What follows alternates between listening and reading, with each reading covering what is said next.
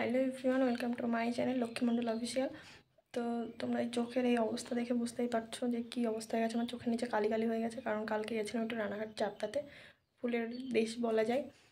তো সেখান থেকে এসে আর আমি খুবই টায়ার্ড হয়ে পড়েছিলাম। তো ওই জন্যই আমার এই বিধ্বস্ত চেহারা।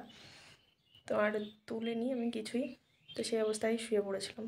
তো যাই হোক, এখন সকাল হয়ে গেছে, সকাল 10টা-11টার মতো বাজতে যাই। তো এখন আমি স্নান করবো, স্নান করে একটু বেরোবো। তো কোথায় যাব তো সবটা তোমাদেরকে দেখাবো, চলো টাটা।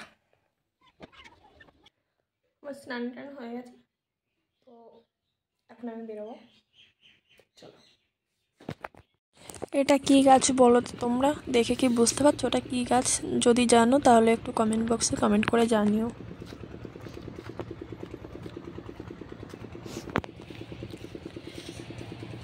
আমি যাচ্ছি একটু মাঠে, বাবা আছে, বাবার কাছে বাবা ফোন করেছিল, তো এই জন্য একটু মাঠে আসলাম। তো দেখি কি বলে।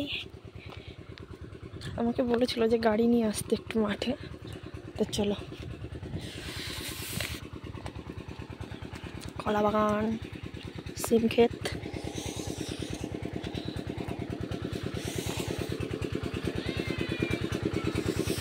এই যে আমাদের পেঁয়াজের জমি। আমি মাঠে গেছিলাম কারণ গাছে দুটো কলার কাঁদি হয়েছে, সেগুলো আর কি গোডাউনে দিয়ে আসতে হবে। ওই জন্য বাবা বলেছিল গাড়ি নিয়ে আসতে। আর যেহেতু অন্যান্য দিন বাবা থাকে সাথে, তো আজকে বাবা নেই, ওই জন্য আমি একাই যাব।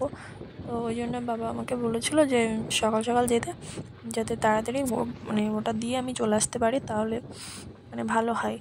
তো ওই জন্য, আর অন্য দিন বাবা থাকে যেহেতু কোনো সমস্যা হয় না, কিন্তু আজকে তো আমি একা, ওই জন্য আমাকে তাড়াতাড়ি যেতে বলেছিল।